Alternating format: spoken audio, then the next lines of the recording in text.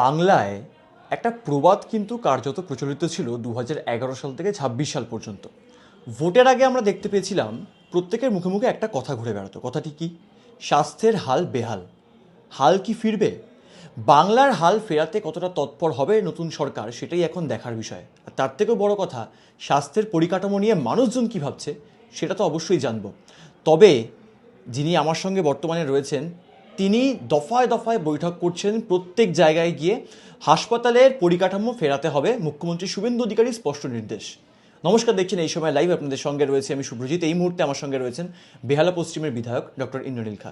ইন্দ্রনীল দা, প্রথমেই যে প্রশ্ন না করলেই নয়, দফায় দফায় বৈঠক এবং রাত পোহালেই মন্ত্রিসভা তৈরি হচ্ছে। সবথেকে বড় প্রশ্ন, বারংবার বিজেপি কর্মী সমর্থক থেকে শুরু করে বাংলার সাধারণ মানুষ বলছে যে স্বাস্থ্যমন্ত্রী কে হবেন। এই স্বাস্থ্যমন্ত্রী কে হবে, জল্পনার কি অবসান ঘটবে? মানে আমরা আন্দাজ কি কিছু করতে পারছি? দেখুন, আমাদের এখন সবার আগে ভাবা উচিত পশ্চিমবঙ্গের যে স্বাস্থ্যের বেহাল অবস্থা করে গেছে তৃণমূল কংগ্রেস, সেই পরিস্থিতি থেকে কি করে আমরা পশ্চিমবঙ্গের স্বাস্থ্য পরিষেবার হাল ফিরাতে পারি। এবং যে তৎপরতার সাথে আমাদের সম্মানীয় মুখ্যমন্ত্রী শ্রী শুভেন্দু অধিকারী মহাশয় স্বাস্থ্য পরিষেবা, স্বাস্থ্য শিক্ষার উপর বিশেষ প্রায়োরিটি দিয়েছেন। যে সামাজিক সেক্টরগুলো অবক্ষয়ে চলে গেছিলো, সামাজিক অবক্ষয়ের মধ্যে দিয়ে যেভাবে দুর্নীতি এবং সব আর্যিকর কাণ্ড আপনারা দেখেছেন, বিভিন্ন ধরনের দুর্নীতি, কখনো পিপি স্ক্যাম, কখনো টসিলিজুমাব ওষুধ ইঞ্জেকশন হাওয়া হয়ে যাচ্ছে, যে দীর্ঘদিন ধরে যে ঘুঘুর বাসা স্বাস্থ্য দপ্তরে হয়েছিল, শিক্ষা দপ্তরে হয়েছিল, সেগুলো নিয়ে আমাদের সম্মানীয় মুখ্যমন্ত্রী যেভাবে তৎপরতার সাথে কাজ করছেন, আমার মনে হয় খুব শীঘ্রই আমরা আমূল একটা পরিবর্তন দেখতে পাবো। তার সাথে সাথে বিশেষ করে আয়ুষ্মান ভারতের মতন একটা জনমুখী প্রকল্পকে যে রাজনৈতিক দল তৃণমূল কংগ্রেস, তারা শুধুমাত্র ক্ষুদ্র রাজনৈতিক স্বার্থের জন্য সেই পুরো আয়ুষ্মান ভারত থেকে পশ্চিমবঙ্গের মানুষকে বঞ্চিত রেখেছিল। সমগ্র ভারতবর্ষ জুড়ে আয়ুষ্মান ভারতের বেনিফিটসগুলো পাচ্ছে মানুষ, কিন্তু পশ্চিমবঙ্গ বঞ্চিত ছিল। কারণ রাজ্যের তৎকালীন মুখ্যমন্ত্রী, প্রাক্তন মুখ্যমন্ত্রী তথা প্রাক্তন স্বাস্থ্যমন্ত্রী মমতা বন্দ্যোপাধ্যায় মানুষকে বঞ্চিত রেখেছিলেন ডেলিবারেটলি, ইচ্ছাকৃতভাবে, শুধু রাজনৈতিক স্বার্থসিদ্ধির জন্য। তো সেই জায়গায় এখন আয়ুষ্মান ভারতকে কত তাড়াতাড়ি মানুষের কাছে পৌঁছে দেওয়া, যাতে মানুষ পরিষেবা পায়, সেগুলো সরকারের প্রায়োরিটি। এবং আমাদের মুখ্যমন্ত্রী সেই নিয়ে বারবার করে বৈঠক নিচ্ছেন, বারবার করে নিজে খোঁজ খবর নিচ্ছেন বিভিন্ন হাসপাতাল, বিভিন্ন যে স্বাস্থ্যকর্মী, স্বাস্থ্য আধিকারিকদের থেকে। আর তার সাথে সাথে তিনি আরেকটি বিষয় নিয়ে বিশেষ জোর দিচ্ছেন যে আমাদের যে সরকারি হাসপাতাল, সরকারি মেডিকেলগুলো আছে, সেখানে কোনোভাবে যেন রোগীকে না ফেরানো হয়। মানুষ অনেক আশা নিয়ে সরকারি হাসপাতালে আসেন চিকিৎসার আশায়, এবং সেখানে চিকিৎসা পাওয়াটাই লক্ষ্য। সেখানে কোনো ধরনের দালাল রাজ, সিন্ডিকেট এগুলো চলতে পারে না। হাসপাতালে হবে আরোগ্য মন্দির, আয়ুষ্মান মন্দির। সেরকমভাবে হাসপাতালগুলোকে একটা মানে সেখানে মানুষ একটা should be a place of worship, সেখানে প্লেস অফ রিকভারি, যেখানে মানুষ আসবে সুস্থ হতে আসবেন, প্লেস অফ ওয়েলনেস। কিন্তু সেখানে বারবার করে মানুষের যে আগে হয়রানি দেখেছি, ঘন্টার পর ঘন্টা স্ট্রেচের অপেক্ষা করছে, বেড পাচ্ছে না, শিশুদের কোথাও মানে বাচ্চা, ছোটো ছোটো বাচ্চা তাদের মানে জ্যান্ত মারা গেল, এই যে এইসব ঘটনাগুলো আমরা ঘটতে দেখেছি যেখানে, এবং সেখানে আমার যারা স্বাস্থ্যকর্মী তাদের সুরক্ষা নেই, আর্যিকরের মতন কাণ্ড ঘটছে। তো এই পরিস্থিতিগুলোকে যত তাড়াতাড়ি সম্ভব সেগুলোকে ঠিক করা, তার জন্য বিশেষ করে নজর দিয়েছেন কিন্তু আমাদের সম্মানীয় মুখ্যমন্ত্রী শ্রী শুভেন্দু অধিকারী মহাশয়। এবং আমাদের পশ্চিমবঙ্গের সকল যারা স্বাস্থ্যকর্মী আছে, যেমন চিকিৎসক হতে পারে, নার্স হতে পারে, বা বিভিন্ন বিভিন্ন টেকনোলজিস্ট যারা আছেন, তারা সকলে মিলে এখন আমাদের পশ্চিমবঙ্গের স্বাস্থ্য পরিস্থিতিটাকে কিন্তু কী করে আমাদের হাল ফেরানো যায়, প্রত্যেককে সচেষ্ট হতে হচ্ছে। তৃণমূল চিকিৎসক নেতা তথা রাজ্যসভার সাংসদ, প্রাক্তন সাংসদ ছিলেন শান্তনু সেন, তিনি বলছেন যে উত্তরবঙ্গের একটা নেক্সাস কাজ করতো। কারণ গত কয়েকদিন আগে আমরা দেখেছি তিনি যেখানে সর্বভারতীয় যে মুখপাত্রের পদ থেকে ইস্তফা দিয়েছেন, তিনি একদম আঙুল দেখিয়ে বলছেন যে এরা এরা এরা অর্থাৎ সন্দীপ ঘোষ ছিল, বিরূপাক্ষ বিশ্বাস ছিল এবং আরও অনেকে ছিল, এনারা যুক্ত ছিলেন। এবং আরজি করের যে ঘটনা ঘটেছে, একজন মাত্র দোষী নয়, আরও অনেকের নাম বেরিয়ে আসবে। আপনাদের সরকার এই এতজনের নাম বার করতে সক্ষম হবে তো? ডেফিনেটলি। দেখুন, 2 বছর কেটে গেছে, তথ্য প্রমাণ লোপাট করেছে তৎকালীন তৃণমূল কংগ্রেস, তাদের স্বাস্থ্য দপ্তর, সেখানে স্বরাষ্ট্র দপ্তর, রাজ্যের তখন তৎকালীন স্বাস্থ্যমন্ত্রী তথা স্বরাষ্ট্রমন্ত্রী ছিলেন মুখ্যমন্ত্রী মমতা বন্দ্যোপাধ্যায় স্বয়ং। তিনি আজকে মানুষের ভোটে প্রাক্তন হয়ে গেছেন, মানুষের বিচার করে নিয়েছেন, কিন্তু আমাদের বোন যাতে বিচার পায় তার জন্য কিন্তু হয়তো 2 বছর খুব ক্রুশিয়াল টাইম আমাদের লস হয়ে গেছে। তার মধ্যেও যখনই সরকার এসছে তার সাথে সাথে প্রথমেই কিন্তু আরজিকর ফাইলটা খুলেছেন আমাদের সম্মানীয় মুখ্যমন্ত্রী শ্রী শুভেন্দু অধিকারী মহাশয়। তো শুভেন্দুদা এর সাথে সাথে এটাও বলেছেন যে আরজিকরে যাতে আমাদের বোন বিচার পায় সেটা আমাদের সকলের একটা প্রায়োরিটি। যারা আমরা আরজিকর আন্দোলনে যে কাণ্ড ঘটেছিল, তারপরে যারা আন্দোলনে কেউ ধর্ণা দিয়েছেন, কেউ মিছিল করেছেন, কেউ মানববন্ধন করেছেন, কেউ রাত দখল, কেউ দিন দখল করেছেন, কিন্তু বিভিন্নভাবে যারা প্রতিবাদ করেছে, আমরা প্রত্যেকে চাই আমাদের বোন যাতে বিচার পাক। তার জন্য সরকারের এটা একটা বিশেষ প্রায়োরিটি আছে এবং সেই নিয়ে নির্দিষ্ট অলরেডি জানেন এসআইটি গঠন করা হয়েছে। এগুলো সবই সরকার এটা খুব প্রোঅ্যাক্টিভলি পার্সু করছে এবং সম্মানীয় মুখ্যমন্ত্রী নিজে এটাতে পার্সোনালি সুপারভাইজ করছেন যাতে কোনোভাবে বিচার অধরা না থাকে আমাদের বোনের। মুখ্যমন্ত্রী তিনি নিজে ঘোষণা করেছেন যে এসএসকেএমে 100টি বেড বাড়ানো হয়েছে। এসএসকেএমে বারংবার এই বিষয়টি সামনে আসে, শুধুমাত্র এসএসকেএম বলে নয়, বিভিন্ন সরকারি হাসপাতালে যে বেডের একটা আকাল দেখা দেয়, বেড থাকতেও সেখানে দেওয়া হতো না, নিজেদের যারা গোষ্ঠীর লোক, যারা নিজেদের ক্লোজ, তাদেরকে সেখানে পাইয়ে দেওয়া হতো। এবং অন্যান্য বিভিন্ন জায়গায়, রাজ্যে বিভিন্ন প্রান্তে এরকম অভিযোগ বারংবার সামনে এসছে। এইগুলো মোকাবিলা করতে কতটা প্রস্তুত? দেখুন, এর আগের দিন সম্মানীয় মুখ্যমন্ত্রী যখন বিভিন্ন মেডিকেল কলেজ এবং হাসপাতাল নিয়ে বসেছিলেন, তাদের যারা আধিকারিক আছেন তাদের সাথেও বসেছিলেন, স্বাস্থ্য আধিকারিক ছিলেন, পুলিশ কমিশনার ছিলেন, কলকাতা মিউনিসিপ্যাল কমিশনার ছিলেন, প্রত্যেকে যারা স্টেক হোল্ডার্স আছেন হাসপাতালে পরিষেবার ক্ষেত্রে, তাদেরকে পরিষ্কার বার্তা দিয়েছে যে মানুষ যেন বেডের অভাবে, চিকিৎসার অভাব না হয়। কোনো মানুষের চিকিৎসা দরকার, সেটা বেড পাচ্ছে না বলে ঘন্টার পর ঘন্টা অপেক্ষা করছে, তার মধ্যে কিছু করুণ পরিণতি হয়ে গেল, সেটা হয় নাকি। বিশেষ করে অনেক ক্ষেত্রে গোল্ডেন আওয়ারটা খুব জরুরি, বিশেষ করে কারো যদি হার্ট অ্যাটাক হয়, যত শীঘ্র সম্ভব হার্ট অ্যাটাকের জন্য থ্রম্বোলাইসিস বা আরও যেগুলো প্রয়োজনীয় চিকিৎসা, অ্যাঞ্জিওপ্লাস্টি, সেগুলো করা দরকার।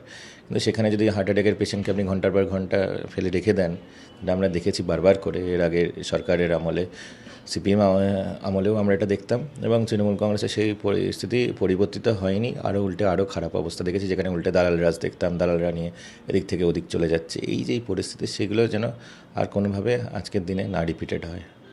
অন্যদিকে দাঁড়িয়ে সার্ভাইকাল ক্যান্সারের টিকা নিয়ে আমরা দেখলাম যেখানে প্রায় 7,72,000-এরও বেশি মহিলাদেরকে এই টিকা দেওয়া হবে। সেক্ষেত্রে মানে আগামীতে আর কোন কোন টিকা দেওয়া হতে পারে বলে আপনি মনে করছেন, যেগুলো এতদিন ধরে হয়তো বাংলায় সেই পরিষেবা হয়তো তারা দিতে পারেনি আগের সরকার? এটা ভাবতে খুব খারাপ লাগে, অদ্ভুত এবং তার সাথে সাথে খুব বেদনাদায়ক যে এর আগের সরকার শুধুমাত্র রাজনৈতিক কারণে সার্ভাইকাল ক্যান্সারের মতন একটা মারণ রোগের ভ্যাকসিন ফেলে রেখে দিয়েছিল, সেগুলো মানুষকে দেয়নি। আমাদের বোনেদের যাতে আগামী দিনে সার্ভাইকাল ক্যান্সার না হয় তার প্রতিষেধক হিসাবে যে এইচপিভি ভ্যাকসিন, সেটা কেন্দ্র সরকার অলরেডি রাজ্য সরকারকে পাঠিয়েছিল, কিন্তু সেই স্টক পড়েছিল। কেন? কারণ শুধুমাত্র মুখ্যমন্ত্রী মমতা বন্দ্যোপাধ্যায় তিনি ভেবেছিলেন যে তিনি আজীবন মুখ্যমন্ত্রী থেকে যাবেন এবং কোনোভাবে আমাদের বোনেদেরকে তাদের যে সুরক্ষা দেওয়া, যে শারীরিক সুস্থতার জন্য যে ভ্যাকসিন, সেটাকে থেকে বঞ্চিত রেখে দেবেন চিরকালের জন্য। কিন্তু এটা হয় না, ক্ষমতা চিরস্থায়ী কখনো হয় না, সেটা মমতা বন্দ্যোপাধ্যায় ভুলে গেছিলেন এবং আমাদের যাদেরকে বঞ্চিত রেখেছিলেন তাদেরকে আমরা প্রায়োরিটি দিয়ে আমাদের সেই সকল যারা বোনেরা আছেন 14 বছর 15 বছরের যেটা বয়সী, যারা এলিজিবল এই ভ্যাকসিনটার জন্য, তাদের প্রত্যেকের জন্য গতকাল থেকেই সেই ভ্যাকসিন পরিষেবা চালু হয়ে গেছে। সম্মানীয় মুখ্যমন্ত্রী নিজে বিধাননগর হাসপাতালে এসে সেই ভ্যাকসিন পরিষেবার শুভ সূচনা করেছেন। আর সাথে সাথে একই সাথে 235টি সরকারি স্থানে, অর্থাৎ সরকারি হাসপাতাল, মেডিকেল কলেজ, ইভেন বিভিন্ন block primary health care centre যেগুলো আছে, সেখানেও কিন্তু এই পরিষেবা চালু হয়ে গেছে এবং আগামী 7 দিনের মধ্যে পশ্চিমবঙ্গ জুড়ে 880টা স্থানে এই বিনামূল্যে সরকারি ব্যবস্থায় এই ভ্যাকসিনগুলো অনেক দামি ভ্যাকসিন, কিন্তু কেন্দ্র সরকার সেটা সম্পূর্ণ বিনামূল্যে পাঠিয়ে দিয়েছিল রাজ্যকে, কিন্তু রাজ্য সরকার, তৎকালীন মমতা বন্দ্যোপাধ্যায় সরকার আমাদের বোনেদের দিতে দেয়নি। এই যে অদ্ভুত ধরনের যে একটা ডিস্ট্রাকটিভ পলিটিক্স, সেখানে কত মানুষের ক্ষতি হয় সেটা কখনো মনে করে না। তার ফলে মানুষ জবাব দিয়েছেন এবং আজকে মানুষের আশীর্বাদে, মানুষের আশা ভরসা নিয়ে পশ্চিমবঙ্গ সরকার আমাদের সম্মানীয় মুখ্যমন্ত্রী শ্রী শুভেন্দু অধিকারী মহাশয়ের নেতৃত্বে আমাদের বোনেদেরকে প্রায়োরিটি দিয়েই ভ্যাকসিনেশনের কাজ শুরু করেছেন এবং যত ন্যাশনাল ইমিউনাইজেশন শিডিউল অনুযায়ী যেগুলো প্রাপ্য ভ্যাকসিন, সেই সকল মিশন ইন্দ্রধনুষের মাধ্যম দিয়ে আমাদের সকল বোনেরা ভাইয়েরা যাদের যেটা ভ্যাকসিন প্রাপ্য আছে প্রত্যেকে যাতে পায়, তার অ্যাডিকুয়েট স্টক আছে কিনা সেই নিয়েও কিন্তু সম্মানীয় মুখ্যমন্ত্রী খোঁজ নেওয়া শুরু করে দিয়েছেন। অন্য একটি প্রশ্ন না করলেই নয়, চিকিৎসকের পার্সপেক্টিভ বোঝার জন্য, অর্থাৎ শনিবার দিনকে অভিষেক বন্দ্যোপাধ্যায়ের উপর আক্রমণের অভিযোগ উঠল এবং তিনি বিভিন্ন হাসপাতালে গেলেন এবং হাসপাতালের তরফে একটি বিষয় বলা হলো যে সিরিয়াস কোনো কন্ডিশন নেই এবং সিরিয়াস কোনো ইনজিওরি নেই। বারংবার মমতা বন্দ্যোপাধ্যায়, প্রাক্তন মুখ্যমন্ত্রী, তিনি বলছেন যে একটা চাপ ক্রিয়েট করা হচ্ছে হাসপাতালগুলোর ওপর, একটা প্রেশার ক্রিয়েট করছে বিজেপি। সেখান থেকে দাঁড়িয়ে আপনি একজন চিকিৎসক, আপনি যখন প্রেসক্রিপশনটা দেখেছেন, যেটা ইতিমধ্যেই ভাইরাল সোশ্যাল মিডিয়াতে, আপনার কি মনে হয়েছে যে মানে অ্যাডমিশন নেওয়ালে কি হতো নাকি যা হয়েছে সম্পূর্ণটাই একটা অন্য মানে সিন ক্রিয়েট করার জন্য এটা হয়েছে? দেখুন, প্রথম কথা, কোন হাসপাতালে কে অ্যাডমিট হবে না হবে সেটা সেই হাসপাতালের যারা ইমার্জেন্সি হোক বা যারা ওখানে অন ডিউটি ডক্টর আছে তাদের বিচার্য এবং তাদের বিবেচনা অনুযায়ী। কারোর যদি মনে হয় যে এনার অ্যাডমিশন, মানে আমি একজন চিকিৎসক হিসেবে এটাই বলতে পারি, সেখানে কোনো ধরনের মানে ভয় দেখানো, যে মমতা বন্দ্যোপাধ্যায় এসে ভয় দেখাচ্ছেন, যে থ্রেড কালচার দীর্ঘদিন ধরে চালিয়ে গেছেন রাজ্য সরকারের বিভিন্ন, মানে তিনি ছিলেন তখন মুখ্যমন্ত্রী ছিলেন, স্বাস্থ্যমন্ত্রী ছিলেন, স্বরাষ্ট্রমন্ত্রী ছিলেন, তিনি থ্রেড কালচার নিজে ডাইরেক্টলি কখনো তার বিভিন্ন সাঙ্গপাঙ্গদের দিয়ে যে থ্রেড কালচারের যে একটা পরিবেশ রেখে দিয়েছিল আমাদের পশ্চিমবঙ্গের স্বাস্থ্য বিভিন্ন যে হাসপাতালগুলোতে, তিনি ভাবছিলেন যে এখনও তিনি থ্রেড কালচার চালিয়ে যাবেন। সেটা হয় না। এখন ভয় আউট, ভরসা নেই, এবং চিকিৎসকরা কোনো ধরনের থ্রেট, কোনো ধরনের ফিয়ার, কোনো ধরনের ইন্টিমিডেশন ছাড়া, কোনো ধরনের ভীতি ছাড়া নিশ্চিন্তে নিজেদের চিকিৎসাটার দিকে ফোকাস করতে পারছেন। সেখানে এই মমতা বন্দ্যোপাধ্যায় বলবে একে ভর্তি করতে হবে তবে ভর্তি করবো, বা ও ভর্তি করতে মানা করবে তবে ভর্তি করবো না, এটা নয়।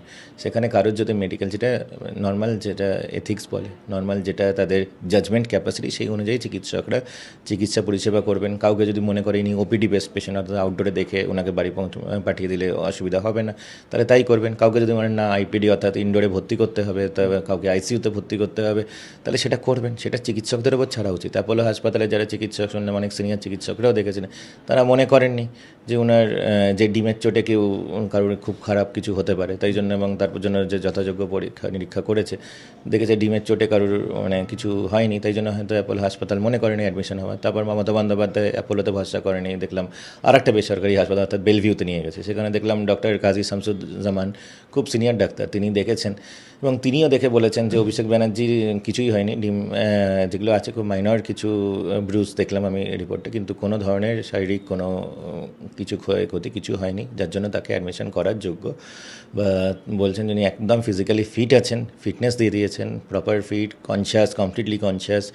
আমি তাও তো বুঝলাম না ইনফ্যাক্ট যে কেন হুইল চেয়ার, ডিমের চোটে কাউকে হুইল চেয়ারে ঘুরতে হয়, এটা তো বুঝলাম না। আপনাকে ডিম মারলে আপনি হুইল চেয়ারে, মানে ডিম কারণে আপনার ধরুন কেউ মারলো, হ্যাঁ, তো কোনোটাই মানে অনভিপ্রেত, দীর্ঘদিনের ক্ষোভের একটা হয়তো ইয়ে হয়েছে বহিঃপ্রকাশ। তাও আইনের পথে যাবে, যে অ্যাকশন নেবে, কিন্তু ডিমের চোটে কাউকে হুইল চেয়ার নিতে হবে, এটা কিন্তু মানে এটা ভাবতেও অদ্ভুত লাগে। তো সেই জন্য ওখানে ডিমের চোটে কাউকে যে হাসপাতালে আইসিইউতে ভর্তি করতে হবে এরকম তো জানি না, বরঞ্চ যে রুগী, যার অ্যাকচুয়াল আইসিইউর বেড, তাকে অলরেডি মানে তাকে বঞ্চিত করতে হতো। অভিষেক ব্যানার্জিকে যদি, একটা সুস্থ লোককে, অভিষেক ব্যানার্জি হোক আর যেই হোক, একজন সুস্থ লোককে যদি হাসপাতালে আপনি বেডে রাখেন, তাহলে আরেকজন যে যার নিড আছে, সেই রোগী, যে আসল রোগী, তাকে আপনি বঞ্চিত করবেন চিকিৎসা পরিষেবা থেকে। সুতরাং সেটা কখনো হয় না, এবং চিকিৎসকরা তাদের যে ক্লিনিক্যাল নলেজ, তাদের যে ক্লিনিক্যাল এক্সপার্টিস, সেই অনুযায়ী কাজ করেছেন। লাস্ট প্রশ্ন, রাত পোহালেই নতুন মন্ত্রিসভা পাচ্ছে বাংলার স্বাস্থ্যমন্ত্রী যদি ডক্টর ইন্দ্রনীল খা হন, তাহলে তিনি কোন কোন জিনিসগুলো করবেন যেগুলো গত 15 বছরে হয়নি বা তার আগে বামেদের সময় হয়নি, যদি স্বাস্থ্যমন্ত্রী হিসেবে ইন্দ্রনীল খাকে বাংলার মানুষ দেখতে পারে? দেখুন, সম্মানীয় মুখ্যমন্ত্রী শ্রী শুভেন্দু অধিকারী মহাশয় অলরেডি স্বাস্থ্য দপ্তর নিয়ে যেভাবে করে প্রায়োরিটির সাথে কাজ করছেন, যেভাবে তৎপরতার সাথে ডাবল ইঞ্জিন স্পিডে কাজ করছেন, এবং আয়ুষ্মান ভারত, তার যে পরিষেবা সবাইকে পৌঁছানো, তার সাথে সাথে সার্ভাইকাল ক্যান্সারের ভ্যাকসিন সমস্ত বোনেদের দেওয়া, এবং বিভিন্ন হাসপাতালে যাতে স্বাস্থ্য পরিষেবাতে বিশেষ করে জোর দিচ্ছেন, তো সেটা আমাদের সম্মানীয় মুখ্যমন্ত্রী সেই নিয়ে অলরেডি কাজ শুরু করেছেন, এবং সেই কাজই আরও কীভাবে মানুষের মধ্যে পৌঁছবে সেটাই কিন্তু আমাদের সরকারের প্রায়োরিটি। অর্থাৎ আমরা কথা বলছিলাম বেহালা পশ্চিমের বিধায়ক ডক্টর ইন্দ্রনীল খায়ের সঙ্গে। তিনি যে বিষয়গুলো সামনে আনলেন যে গত 15 বছরে স্বাস্থ্য পরিকাঠামো কোথায় ছিল। অন্যদিকে দাঁড়িয়ে অভিষেক বন্দ্যোপাধ্যায় প্রসঙ্গে তিনি স্পষ্ট বললেন যে ডিমের চোটে কাউকে হুইল চেয়ারে বসতে তিনি কখনো দেখেননি। সমস্ত বিষয় মিলিয়ে রাত পোহালেই নতুন মন্ত্রিসভা, সেখানে গুরুত্বপূর্ণ দায়িত্ব কি তিনি পাচ্ছেন সেটা শুধুমাত্র এখন সময়ের অপেক্ষা। ক্যামেরা বাপন সহের সঙ্গে সুব্রজিৎ চক্রবর্তী, এই সময় লাইভ, কলকাতা।